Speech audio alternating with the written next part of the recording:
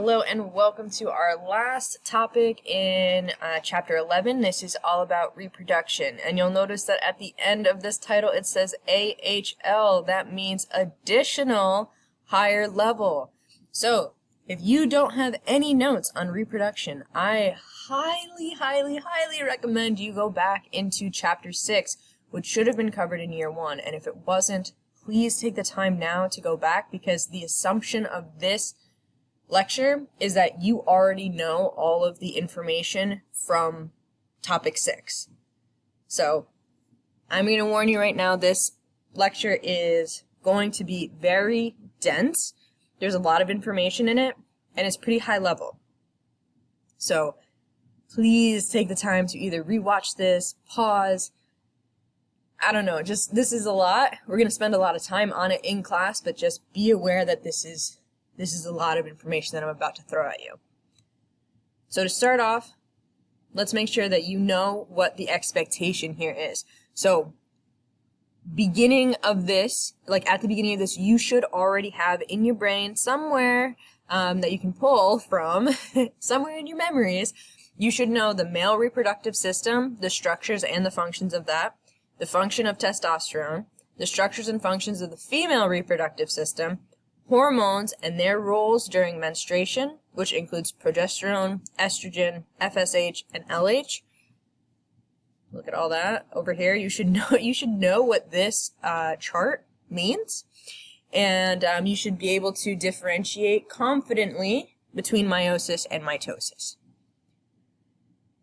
Again, if you don't know any of this, go back to chapter 6. There is an entire 2 lectures on all of this information. So let's go into the structure of an egg. So this is an egg cell, just the purple part, and inside these guys out here are obviously sperm cells. Eggs don't typically have all these sperm attached to them, so we're just going to focus on the inside. So the purple cells along the outside, those are follicle cells. As we move in, we've got the zona pellucida. The green is the plasma membrane. Inside of that, we have the cytoplasm, which contains the yolk and all other organelles typical of body cells. We have cortical granules, which we will talk about in more depth later. And then, of course, a haploid, one set of chromosomes, nucleus, because all sex cells are haploid. So the follicle cells are also called corona radiata, and that just means a layer of follicular cells. That zone is made up of a gel made up of glycoproteins, and this protects the egg and restricts entry of sperm. Very important, because if you did not have this and you were like trying to get pregnant, then you could have like multiple sperm connect to the egg and fertilize the egg, and you don't want that. That would not produce a viable pregnancy. Okay? The cortical granules harden the pellucida, right? They harden this, white ring to prevent multiple fertilization. So it's because of those cortical granules that this layer of gel actually does its job and restricts multiple sperm from entering and fertilizing the egg. And then the plasma membrane is also called the oolemma. And now let's get into the sperm. So the sperm has a few things that we're going to talk about. It's broken down into 3 main pieces, right? The head, the mid piece, and then the tail or the flagellum, right? The sperm has to swim through the female reproductive system to reach the egg to result in pregnancy. You also have at the kind of top of the head the acrosome, the nucleus, the centriole, mitochondria, and then microtubules. So the nucleus, of course, is haploid again, because all sex cells are haploid. The mitochondria produce ATP. None of this should be new at this point. The acrosome contains enzymes that digest that zona pellucida, right? That gel layer that should prevent multiple sperm from fertilizing, that acrosome can digest that. So the first one there will release these enzymes, digest it, and then fertilize the egg. The flagella allows the sperm to swim. Sorry, that happened fast. So allows it to swim to the oviduct, which is where the egg will be as it is released through the reproductive system. So moving into testes, you need to understand the histology behind testes, so what the tissue of that looks like. So testes are composed of seminiferous tubules, which is what actually produces the sperm.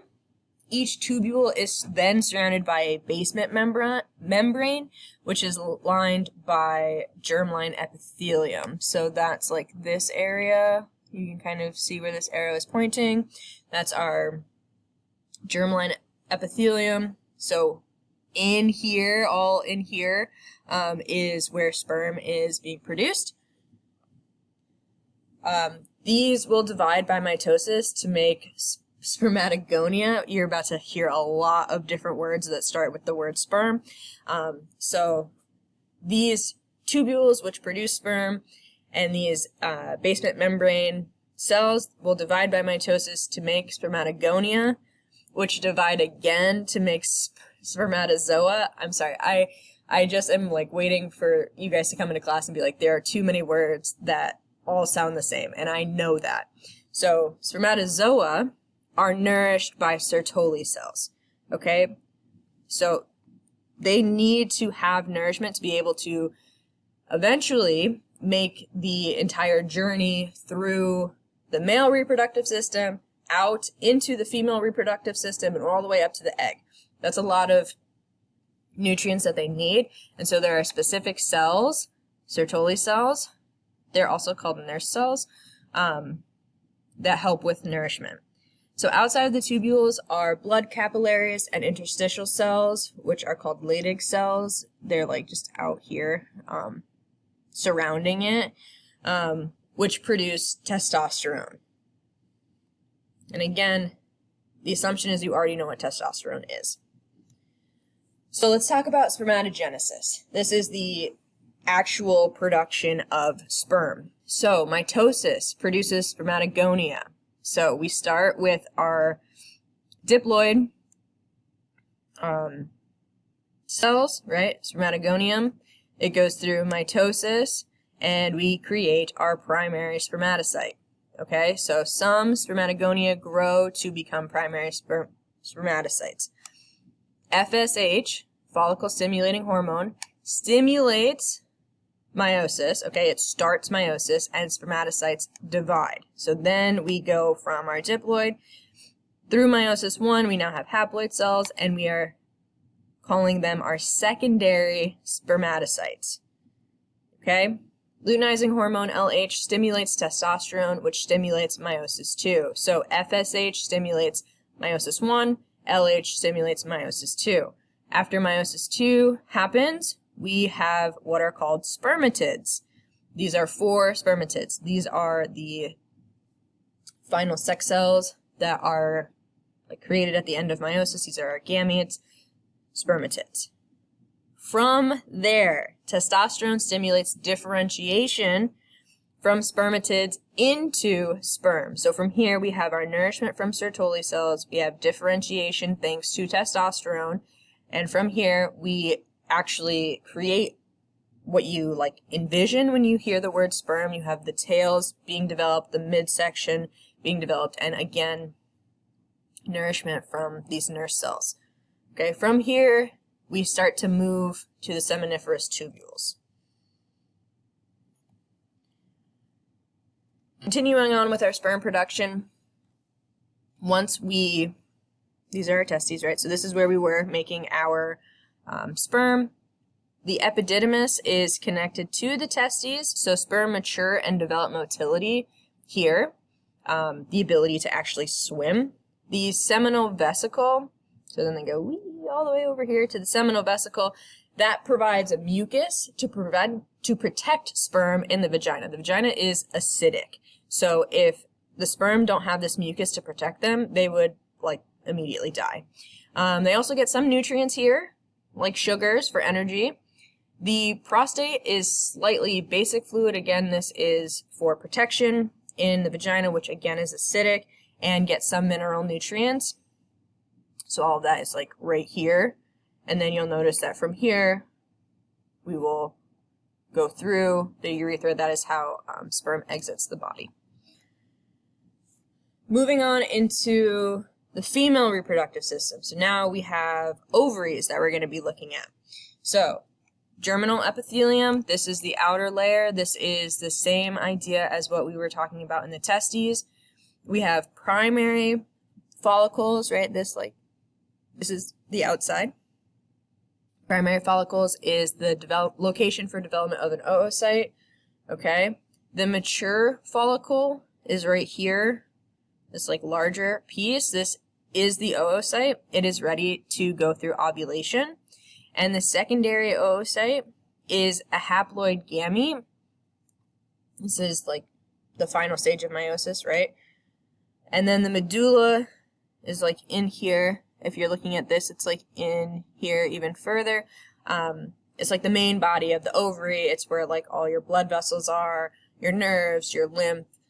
This is where you would get all of your nutrients to be able to go through all of these processes to create your oocytes.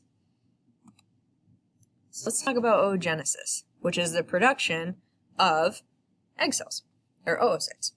So this is the unequal, underline that, unequal distribution of cytoplasm into the egg cell and the polar bodies.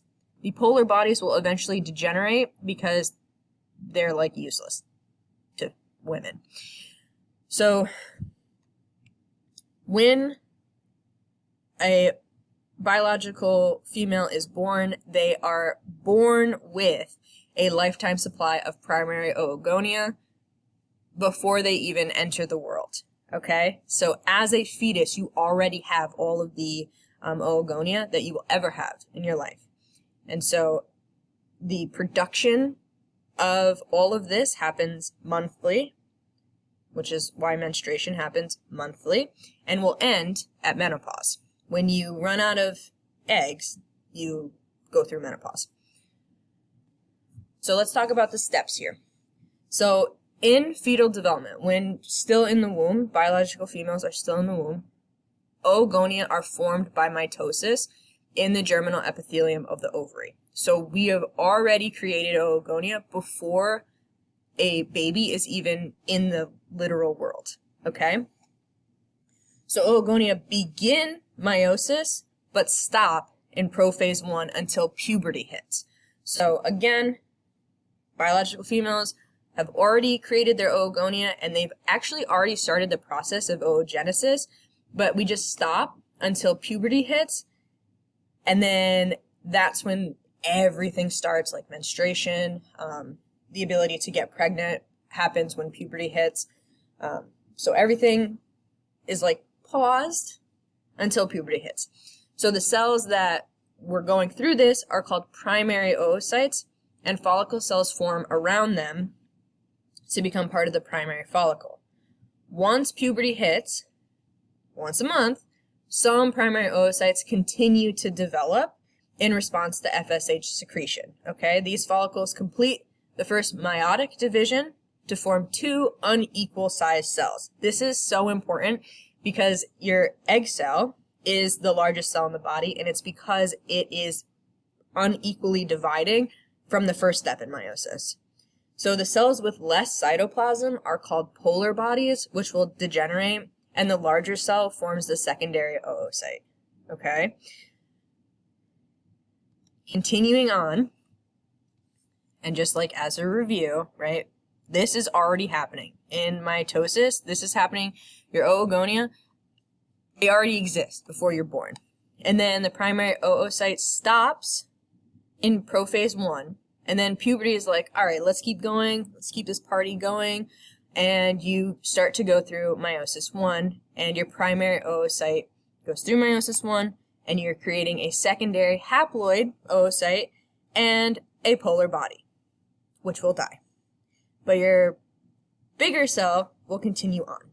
So the secondary oocyte begins meiosis 2, but again is arrested in prophase 2. It stops in prophase 2 until fertilization happens. So we'll go through meiosis 2. All right, we're in prophase 1. Let's see, is fertilization going to happen? Oh, it will? Okay, then we're going to continue on. Only if fertilization happens, another polar body is formed, but that will die again, and you have your zygote formation. So the secondary oocyte is released from the ovary during ovulation, okay? Your biological females will prepare for this by preparing the uterus, increase blood supply. This is if you do not have fertilization happen, this is what then gets shed during menstruation every month. Okay, so if fertilization does occur, though, then meiosis will be completed and a zygote will be formed. So comparing the two, you should pause and write this down. I'm just going to like quickly go over this, but if this is a really good chart to know. So in spermatogenesis, mitosis happens daily. You create 4 sperm every time, and it occurs after puberty, but until you die. It occurs forever. It does use nurse cells, and it occurs in the testes only. They're very small cells produced, and they're like very limited in what's inside them. Whereas in oogenesis, mitosis only happens when you're a fetus. You only get 1 egg, and then the rest of the cells that are created, the polar bodies, they will degenerate and die out. Meiosis starts at different times. Before birth, once puberty hits, and then it will not complete meiosis until it's fertilized. And it only happens once a month until menopause, which is like 50s, sometimes 60s, but like not your whole life. It does not use nurse cells, and it occurs in the ovary and in the oviduct, and then it's massive. This egg cell is huge. It's the largest human cell, and you can actually see it just with the human eye. So it's massive. Now, we've talked about the cells, we talked about how they're formed, let's talk about fertilization. So, 1 sperm will reach the zona pellucida. That acrosome reaction occurs, right? The enzymes that we talked about, they will digest that zona, and then the sperm will be able to like actually get in. So it comes up, the acrosome is like, all right, let's do this. I want to get in here.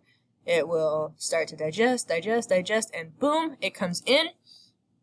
The plasma member of the sperm and the egg fuse. This causes calcium in the egg, this to start being formed, and this stimulates meiosis 2 to start.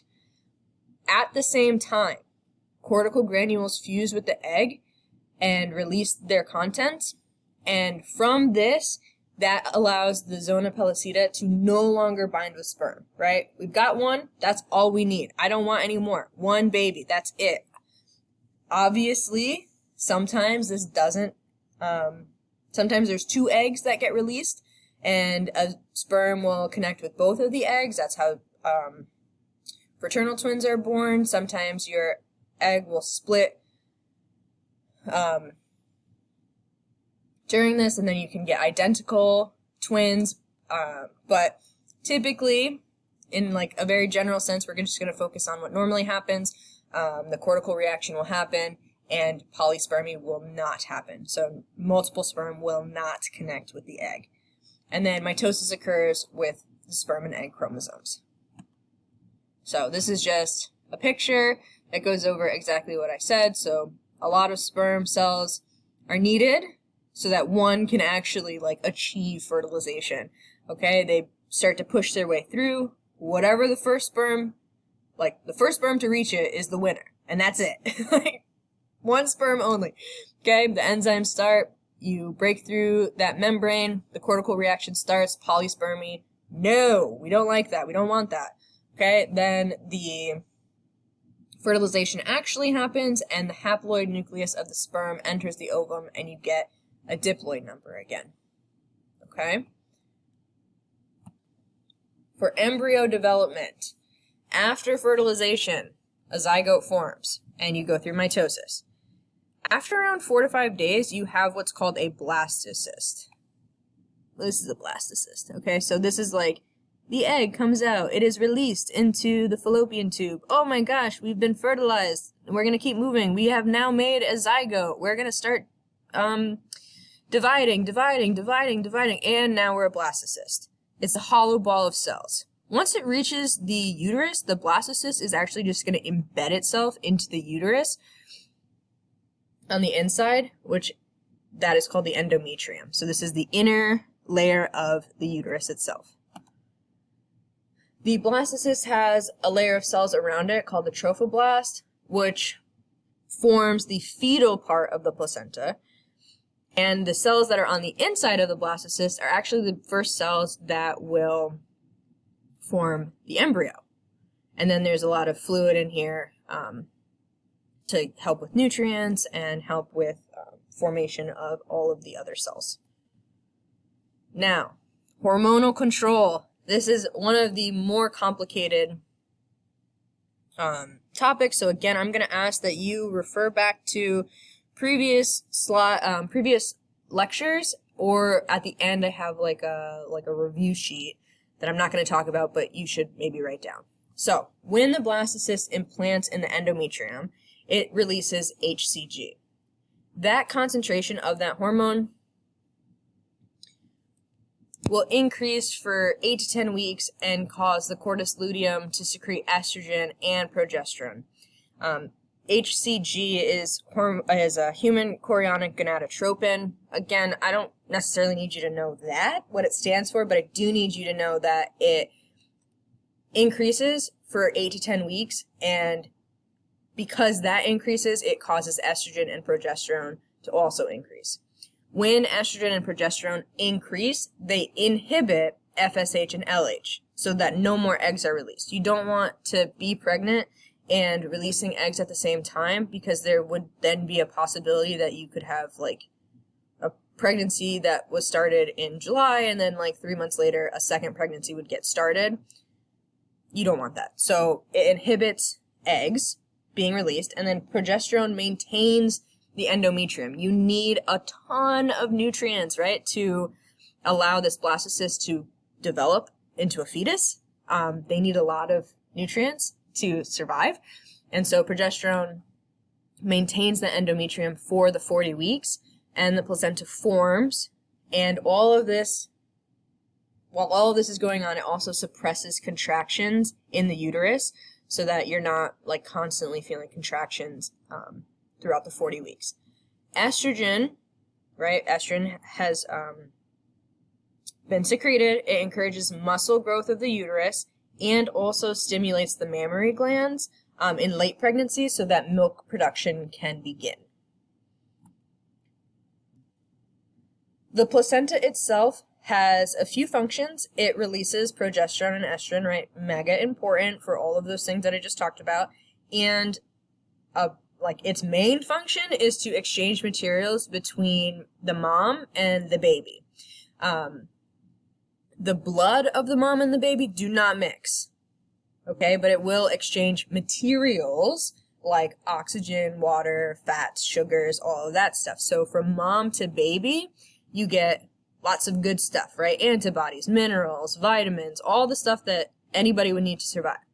From baby to mom, you kind of get like the waste products, and then the mom will release it like normal. So urea, right? That's like the waste product that we release through urine, and so we will take the mom will take care of that and release all of those waste products from the baby that get sent to the mom via the placenta. Continuing on, you have the amniotic sac. This is sort of like a shock preventer, so it protects the fetus while in the uterus. It minimizes pressure, and so like if you're like walking around, the baby isn't like shaking all over in your uterus, right? It just like keeps it stable. allows free movement for exercise and thermal stability for the fetus. The placental structure, it embeds itself into the uterine lining, and chorion cells are the cells that actually produce HCG and produce estrogen and progesterone and secrete them. It has villi to increase surface area, and the umbilical cord connects the fetus to the placenta. So then this is how the exchange actually happens, through the umbilical cord, because the maternal blood will pool in the spaces in there, in the placenta and in the umbilical cord, and then you can have your exchange of materials happen. And then near the end of pregnancy, the progesterone levels decline and oxytocin will begin to be released. This will cause the smooth muscles to contract, and it will create a positive feedback loop, which means that the muscles will contract more, which causes oxytocin to secrete more, and then the muscles will contract more, and on and on. It's a positive feedback loop. The cervix will relax and dilate up to 10 centimeters. The amniotic sac will burst. That's like your water broke. That sac bursts and releases all of that fluid. That's when you know baby's on its way. And then the contractions will begin. And the contractions will cause the baby to be pushed out through the cervix, which again has been dilated, through the vagina, and once the baby is born, the placenta also comes out. So you basically give birth twice, right? You birth a baby, and then you birth the entire placenta after. Which maybe is gross, I don't know. So our last bit is like, we're done strictly talking about humans. We're going to talk a little bit more about like other organisms. So internal fertilization is what we were just talking about. The male passes his sperm into the female body, and fertilization takes place inside the female body. Okay? We do this. That's like what I just talked about for like 20 minutes.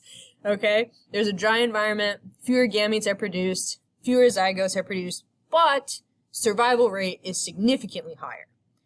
External fertilization is the opposite. So females will just like release eggs into the wild, and then sperms will come from somewhere and just put their sperm over the eggs and fertilize them. Okay, like fish do this, frogs do this, amphibians mostly do this. Typically there's a wet environment so that the eggs and sperm don't dry out. You get tons of gametes, but the survival rate is very low, right? Because they just like exist in the wild, and they're like little baby eggs and sperms. Like not many survive. Obviously enough survive because salmon exist in the world, but for the amount of eggs they put out into the wild, the survival rate is very low. And then gestational period versus the mass of an animal. There is some relationship between this, but there's also like a lot of other factors that play into this. So how developed and independent the babies are at birth influence gestational periods, the lifespan of the organism, the number of offspring produced, and how many threats there are to the offspring when they are born. All of this influence the gestational period. So obviously, like smaller animals like fish or like rats, for example, they have a short gestational period because when they're born, you have a number of them born at one time, you know, like more than one, maybe like 5 or 6. So multiple offspring are produced.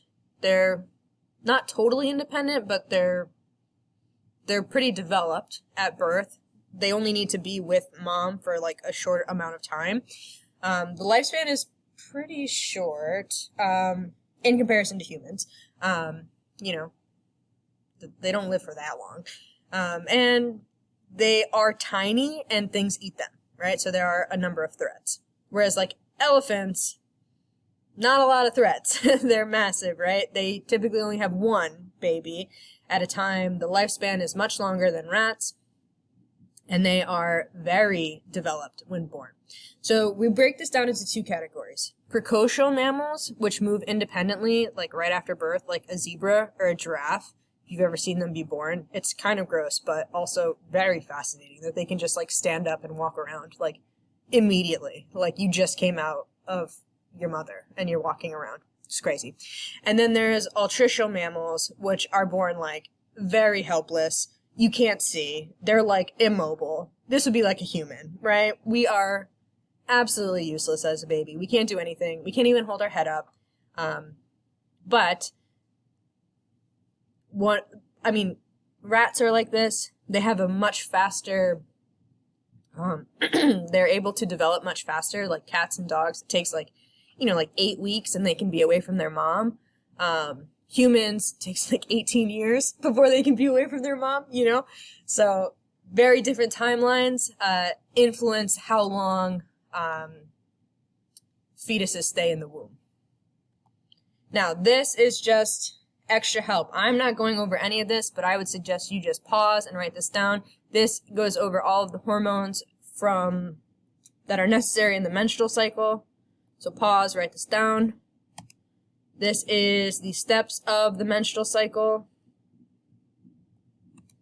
And this is nature of science, hormone impacts. This is in 6.6. So if you want to refer back to this, you are welcome to. But this talks about the impacts of hormones on your life in general.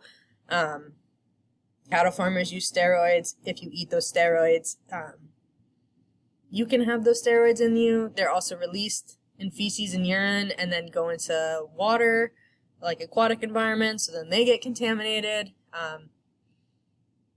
So anyways, lots of interesting things. I would suggest, again, pausing, writing down, learning, but okay.